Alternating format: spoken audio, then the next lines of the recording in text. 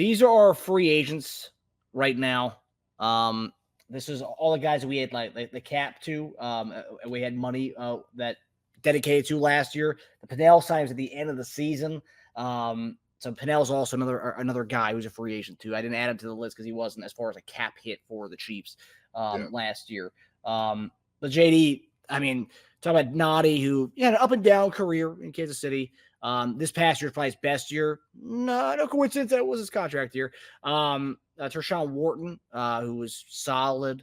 Mike Dana, who played amazingly. And one thing I'll say between Wharton and Dana, not Herring so much, but Wharton and Dana, they both played inside and outside. So they were mixing in DT and DN. That's one thing I will say as far as like when we do look at a potential guy to play next to Chris Jones, will it be just a straight up DT guy, or it's going to be a guy who can play a little bit of both? So that'll be curious to see what we do in the draft. And then Malik Herring's another guy who's a free agent. JD, what do you make of these guys who are potentially going to get the bag this week? So, all these guys right here did a good job for us, right? They show flashes of professionalism, ability, and did everything we asked them to do. They really did.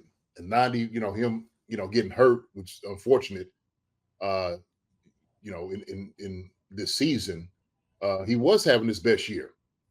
And so I was really impressed with him. I was really impressed with Nandi. Okay. Me, I'm one of those things. Look, I'm gonna be realistic about things. What I'm expecting from a defensive tackle, all right, as a guy that plays offense, as a guy that I know evaluation that actually used to play defensive end in college.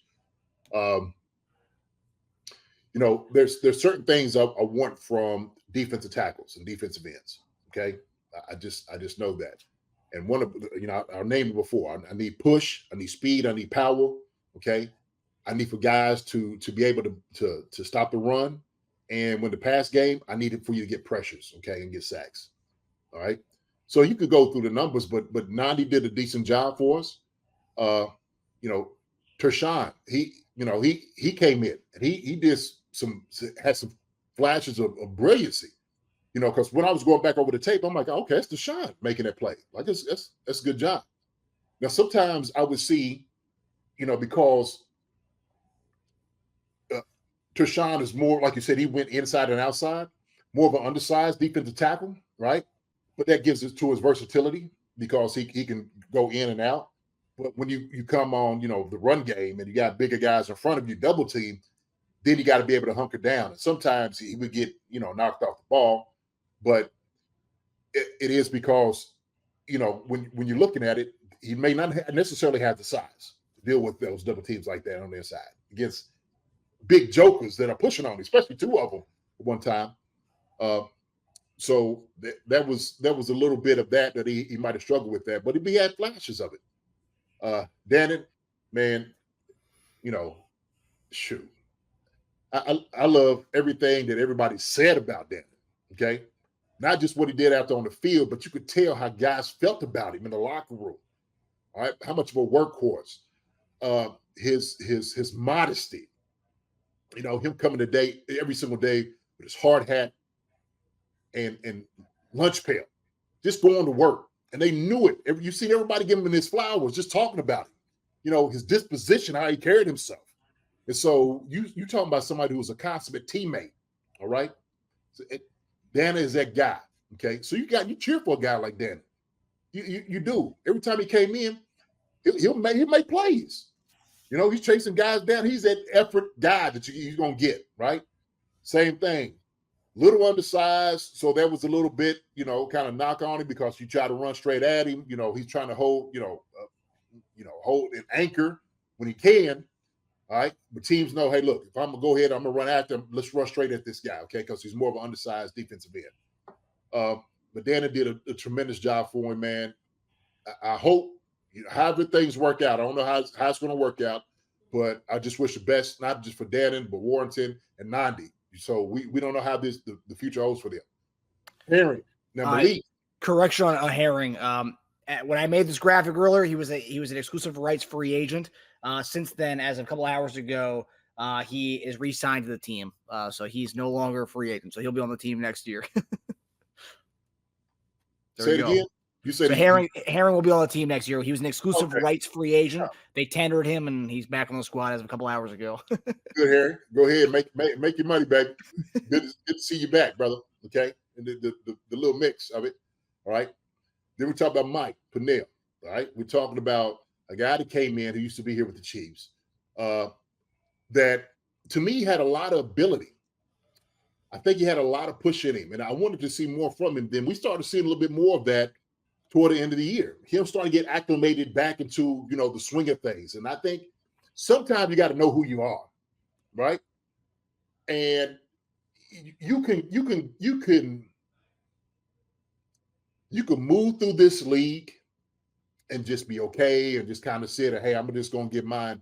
But then sometimes you just got to show up. And I see Mike do that, during the playoffs, some of the other games. I'm like, that's why I got them on for a reason. You got them in big jokers. Man, let them suckers fly.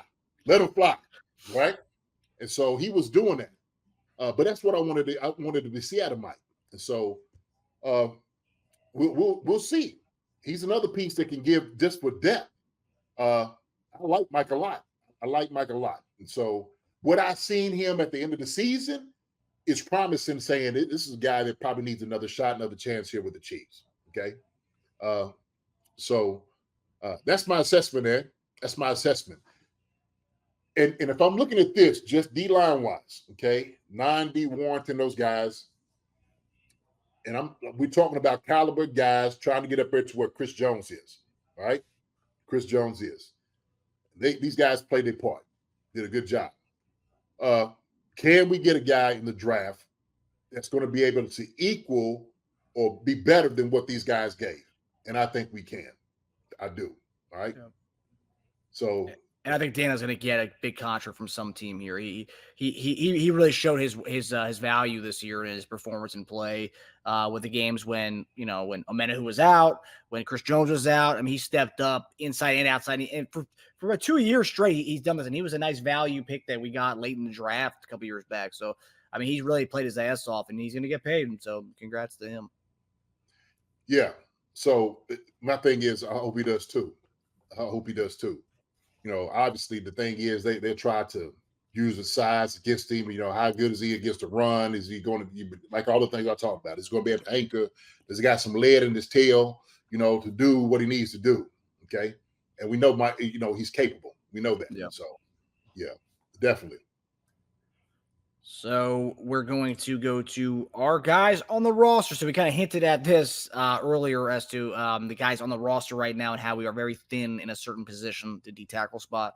But we're going to go to cap hits. As of right now, I don't have Malik Herrings in there, but I can't imagine it'll probably be towards the bottom of this list as far as his cap hit for next season. But so far, Charles Omenihu, our guy who promoted the episode tonight, Charles. Shout out, buddy, if you're watching this. A $10.9 million cap hit for this upcoming season reported, and he out of his mouth he wants a new deal. He thinks he showed up enough this year to earn a new contract. And hey, I'm all about extending him and keeping him around for a couple more years. Hopefully he recovers well from his ACL injury. But then Chris Jones, $7.3 million cap hit. So he's delaying the big time cap hit. So maybe we can bring in some guys this coming off season here. George Karlaftis, $3.2 mil. King Felix, $2.6 mil. Isaiah Buggs, $1.1 mil. Neil Farrell Jr., $985K. Matt Dickerson, $985K. BJ Thompson, $982K. Jordan Smith, the new guy we added, $915, and then Sherman Jones, $795. But one thing that stands out here to me, JD, and I'll let you take over here, is the 3D tackles. Jones, it's Buggs, it's Farrell. That's not. I mean, those aren't needle movers. Alongside Chris Jones, we need a little bit of something. And I know the one beauty about FAU is the fact that you can play inside outside with him, but we need a guy in there, and that's why I know a lot of people are saying, "Oh, we don't need D tackle anymore. Take that off the board for a high pick for us." Like, no, not at all. That still has to be. You take BPA D tackle if the best guy's on the board there at 32. If we get another pick in this first round or second round, you look at D tackle here. You got to go D tackle the first 3 rounds. That's where I'm at with it. But yeah, because right now with that list of guys next to Chris Jones, I mean, it's going to be business as usual with having a kind of a question mark in that D tackle spot next to Chris Jones. And I don't want a question mark there anymore. I want a guy who can take over if Chris Jones is there, taking a break, taking a play off or two because he's gassed or not. I want a guy next to him. So that's where I'm at with this. Yeah. So I'm looking at this list right here. Okay. I'm agreeing with you. I don't know much about bugs. Okay. But like you're saying, if we're looking to try to get somebody, I think we should go somebody in the draft early. I do. And not taking away from these guys right here, but you're going to have somebody who's fresh, who's locked in, that you're going to have for a number of years. That's going to be, like I said, right beside Chris Jones, right? So you don't have to play musical chairs, and you're looking for a guy that's going to be able here to be disruptive. As soon as he gets in the building, okay? I want to come into the building and kick something over, just turns immediately lock up with a O-line. How about that? Just, I don't know, just grab Freed or Trey Smith. As soon as you come in, just tussle with him. Just okay. See what this guy's got, right? And I like that idea. But you got to have somebody, man, who's a dog up front. Okay, not saying these guys are not, but if these guys, I'm looking at these are holes that's being filled. This is a filler of the holes, right? From what I'm seeing on there. Now, Tremaine Jones, I think somebody has said the same thing. Or no, Thompson, this guy, DJ, put a little weight on, raw athletic ability. I think he could be a problem. I think he could develop a guy like that. You know who I did like? I like Dickerson a lot. To me, Dickerson, at times he would flash and then he'd kind of disappear. And it was like, man, it's another one thing, consistency. It's all about consistency, baby. So when you do an evaluation, I remember I learned this a long time when, we're looking at the practical things. How I'm answering the question about when you come in, I should never have a question about you doing your job, okay, and doing your job well, all right? And if I'm watching some of the film from this past year and I'm just doing evaluation, sometimes question marks come when I'm seeing maybe some of the things that guys are not doing well, technique-wise, or maybe not be able to come off the ball explosively or using their hands the way that they should, okay? And so as an evaluator, that I'm being a little critical on that. I'm like, okay, man, how come this guy's not doing the consistency? What we need to do to find out for you to be on a more consistent basis on beating a guy one-on-one or double teams or holding a guy down. If you're going against a run, how come you're not anchoring? How come is it that you're getting blown off the ball for a couple of 2 or 3 yards to send our linebackers' legs? Okay, that compromises what you do defensively. You don't want nothing like that to happen. So the evaluation has to be strenuous. I mean, you have to go through it, and I'm talking about sifting through it. I mean, seriously, okay?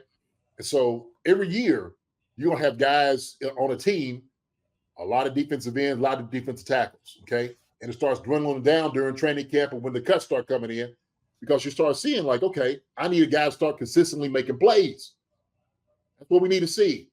So you could be on the team, but you need consistency, my man. That's all it boils down to, okay? Doing what you're supposed to do when I ask you to do it, all right? More importantly, dominating when you're out there, right? If I see flashes of you dominating, like I said before, if I see you do it one time, then I know you can do it 10 other times, right? And you should. If you're not, then that's an issue. So we got to make sure that when we're doing an evaluation, a full evaluation, as much as we like guys be on the team, as me as an evaluator, as a coach and a guy to play offense, I'm looking for a particular, okay, to fit that mold, to fit that bill, playing those positions, right? So. Yeah, you mentioned Bugs. So Bugs, I mean, he's a journeyman. He's been around the league for a little while. 6th round pick from Alabama. I mean, he's enormous. 6'3", 335 is what his height and weight is. I mean, he's a big guy. So like, I obviously he's on the roster right now. So, I mean, that's a good guy as a rotational other D tackle. If let's say they don't bring back Pinnell. Okay, well, maybe he can fill in that rotational D tackle spot. Just plug in the hole. I see Omar Bugs is a big body hole stuffer. I mean, yeah, he is. I love that comment. But yeah, you have him, and then you go ahead and draft a D tackle. And one thing that we haven't discussed is we got the D tackle spot. Obviously, we're in agreement that we need a D tackle. The Omenihu aspect. Omenahu's torn ACL. He's gonna be out for a good while, at least half the season. Hopefully he recovers faster than that. But I also don't want the guy to rush back if he's not right. But Omenihu's gone, or for at least half the season. Dana potentially won't be here next year. So we're looking at the guys who are actually going to play the DN spot. Well, as of right now, Dana's not going to be here next year. I think he's going to get the bag somewhere else. That's why I'm predicting they probably won't be here next year. But Carl Loftus, FAU. I mean, then the Herrings. That's three guys who've been rotational guys here. And FAU only was a spot rotational guy. I mean, it wasn't until the end of the season where he got some snaps after the early part of the season. But then these other guys here, I mean, Dickerson, I mean, he can play. He's playing a tweener D tackle DN spot. BJ Thompson, we're hoping he gains some weight this offseason. I honestly wouldn't mind, not early round, but I would say round 3 to 5 going to get another edge rusher, because like we always talk about, you can never have enough of those guys. You can never have enough of them. Can never have enough. So if you just get a pass rush specialist, I like that. I do like that. And I'm right there with you. I think we do need another defensive end. And so, yeah, BJ he's a work in progress. He's a project. But if he can get on it and just because he has athletic ability, that's a good thing about it. So you can build on that. That's what I love about it more so than anything else. Because he's an athlete. It's okay. Well, shoot, let me take an athlete and let me mold him to what I want him to do. Yep. Just watch the athlete come out of him and then let him thrive. Okay, let him be out there thrive. But I was kind of reading a little bit. We were talking about defensive ends. I was telling you I didn't know too much about Bugs, and I was kind of looking over here what Dan Campbell was saying about Bugs, why he got released, why he's a healthy scratch, and all those different things. You know what I mean? So that's why. What was he saying about? I don't really know much about his background. Well, why he got released. Well, Dan Campbell, I guess he said, yeah. I mean, look, those things when those things happen, nothing about it is easy. But it's just it was the best thing for us and for him. So I wish him the best of luck. Campbell said. So somehow it didn't work out. It didn't work out up there in Detroit. All right. Hopefully it works out here. Hopefully he got a new home and he has a fit that he's like, okay, I can do my damage here. Maybe this move is what's going to bring him back. Maybe revitalize his career. Okay. Because sometimes what ends up happening, if a guy goes somewhere and he's not getting appreciated, or he feels sometimes slighted, or he's not getting his opportunities, they can go on the tape. They can. You can become disgruntled. But then if somebody takes a chance on you, like, hey, man, come over here. Sure, we want you. All right? We need you. Sometimes everybody just want to feel wanted. Right? Sometimes it's all like, yeah, man, warm and fuzzy, pat you on your back, you know what I mean? Bring you a nice blanket if you need to, somebody make you feel nice and fuzzy, right? Yeah. So maybe he revitalized his career here. But defensive ends, I told you this. You have to be in the NFL. You for the life of me, how much they passing the ball. You got to be around 7-8 sacks a year, at least. At least that. Can these guys give you that? Can Thompson give you that as an athlete? Yeah. Hey, man, go get the guy with the football. Mm-hmm. When your time comes in, go get it. I could see a guy like that, building him up, getting him stronger, and him becoming something of that terror as a defensive end. My thing is, yeah, do you go back in the draft, get somebody? I think you do, Marcus. I agree with you. I do agree with you. So there's the guy from obviously I haven't done much draft research yet. I'm waiting till So I want to be able to get a good vision. And everyone's like saying, "Oh, what guys you're looking at in the draft?" It's like I want to get a good vision of what we're going to attack in the offseason as far as free agency signings right now. And then once I get a good picture over the next 2-3 weeks, that's when I'll kind of do a little deep dive. But the one stands out to me is DT. And then DN with this whole Omenihu not going to be there. And then if we don't sign Dana, we're down 2 edge rushers from last year. So it's like, okay, we do need to fill in a little bit here. And then one guy that obviously, we've talked about before that usually Kansas City, the scouting department, they like to prioritize that mid Missouri, Kansas area. And the one guy that everyone's kind of talking about is what's his name? It's the Missouri DN. So for us, first name, his last name's Robinson, I believe. But he's a guy who can play inside and outside, and a lot of people are loving him. I think he ran a sub 5.40. So I mean, and he's a guy a lot of people are talking about, a guy who can play a little bit of DN, a little bit of D tackle. Okay. You're gonna be a hybrid guy, man. Make sure you're gonna be somebody who's a monster hybrid. Okay. We're just not looking for fillers. Okay. I don't think the Chiefs need to just go filling for bodies. We need to go get a guy. I don't know too much. Darius Robinson. I'm going to have to look him up. Look, I don't know anything about him. I'm going to have to look him up and see. But that'd be good something. Should you get somebody, from, around this area? I think that'd be good. So they love drafting those type of guys. The Kansas State, Missouri, Kansas Jayhawk guys. They love that. as they should, because these guys got a little bit more incentive to them. That you playing for your home team or home squad and people you around. Show out, right? Show out. So he's Darius Robinson, measurable 6'5", 296. So he's a big guy. And I think he ran like a 4.94 40, I believe. Not bad. I'll take it. 4.94 for that size. Oof. Yeah, I'll take it. 4.94, 4.8 have been even better. He ran a 4.8. Go get him. Sign him up. Right. I don't think he wouldn't be a late first round pick if that was the case though. If he was running 4.8. Well, look, hey, it don't matter if guys run a 4.9, 5. If you ain't got to get off, take off, and you ain't got power in your hands. Ain't gonna matter. Yeah, I don't care how fast you are. Shoot, I just need for you to get, 10 yards. What's your 10 yards gonna be like? Mm-hmm. Get to the quarterback, right? That's what I need to see. Can you bench press a tackle and a guard? Can you take 2 guys, a double team? Can you do that? Can you throw a couple guys, out of your way, shed, come off, and make a play? Okay, that's what I want to see. All right. So I'll look over his film and check him out. So yeah, I'm curious because that is a guy. Obviously, I mean, we talk about the need for the position, a guy who can play a little bit of inside and outside, which sounds like a Dana type of thing, but he's obviously bigger than Dana. But a guy who can play a little bit of everything. Omenihu is also another guy you can put inside and outside.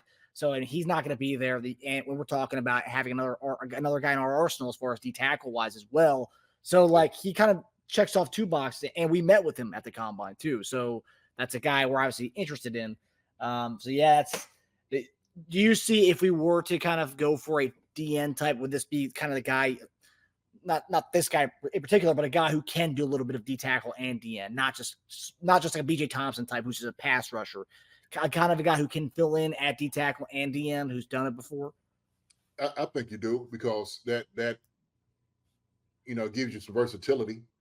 Okay, it does do that, and so get creative to what a guy can do, something like that. You can hit 2 birds with 1 stone. That's the way I look at it, right? And if he needs to take off reps or get a rep for a guy, that's what you do. Sometimes what you may find is with some tweeners, they kind of get lost because it's like they're not very good at pass rush and they're maybe very good at the run. You don't want to do that where you just have a guy who's just okay at both positions. No, you want him to be stellar at maybe one particular thing, and the other one, he's still trying to work on, right?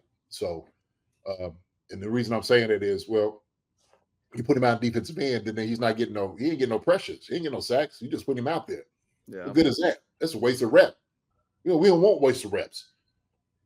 Omenihu came in, that's a long joker. When you see him come in, he was able to take on, guards being a defensive tackle, right? Shed them to get around them with his quickness.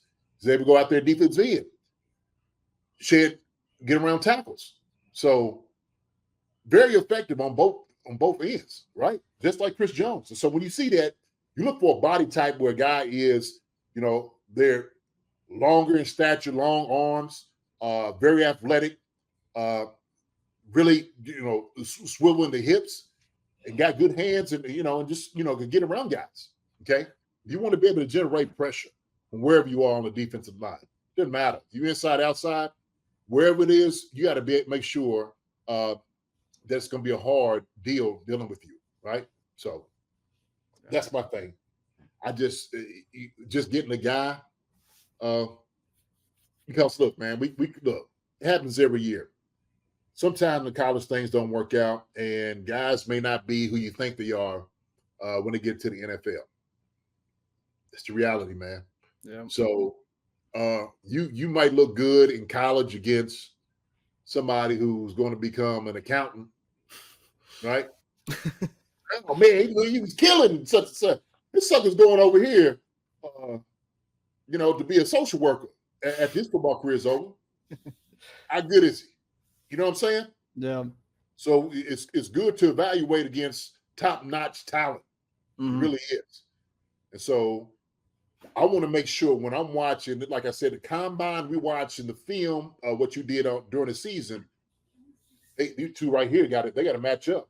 They got to be synonymous. Okay. Or if you was at the, at the Senior Bowl, I want to show all evaluations that you are that guy. Okay. You are that guy. But if you're going good against Mary Sisters of the Poor, you supposed to kill it. You supposed to. I mean, Yeah. We had a D-line coach, Coach Tenero from EKU. You see, I have my EKU gear on today. Coach Tenero say, man, that dude, man, looks like Tarzan, plays like Jane. Yeah, looks like Target playing Jane. Well, you look at him, oh man, he's muscles popping out everywhere, and he looks the part. And then you get him out there and you play like Jane. He hitting the hands like this and can't get off a block. Mm-hmm. Like, yeah. So we don't need to look like Tarzan, play like Jane. Mario's the guy. Okay. We need straight dogs here who's coming in or hungry who's going to eat. Period. Mm-hmm. Okay. I love that Tarzan Jane right there. That's like the layman version of that would be when in high school and we see dudes like the first day of like freshman year of football. You have guys who, 8th grade, they were dominant in like flag football gym class. We call those guys gym class heroes. They come out on the field, never put pads on before, and they don't know what the heck's going on, and that's it. Oh. And then they quit a week later. Oh yeah, yeah. Or all-American practice players. Yeah. So he'd be out there, man, with the little dummy in his hand. He wearing it, yeah, wow, like oh shoot, like we got to get something suited up. On Saturday or Sunday, he come out there and Tucker getting ran over, and oh man, you're like, oh shoot. You got the coaches like hyping him up, like, oh, you're gonna let so and so do that to you? You're gonna let him do that? Everyone's like hyping him, like, yeah, he's got you. Yeah, like, hey man, you come over here and have a seat. You have a seat. You're out there getting your ass kicked out here right now, embarrassing yourself. Okay, you have no idea how embarrassed you should be right now. So, it's all good, man. We just need to find, and we know this. Like I think somebody was talking. Wendy was saying this, that Veach does a good job of finding diamonds in the rough. Okay, yeah. So we're gonna look for our scouts and everybody to get out there. The scouting department to go do their jobs. Go get us some guys. Okay, Defensive tackle, defensive end. We need a couple of them. Need a couple. Hi everybody. Thanks for watching. Subscribe here to get the latest from the show. Also, be sure to check out the best clips from Chief Concerns. And if you prefer to listen to the show, subscribe and follow us on Apple Podcasts, Spotify, and anywhere else you get your podcasts.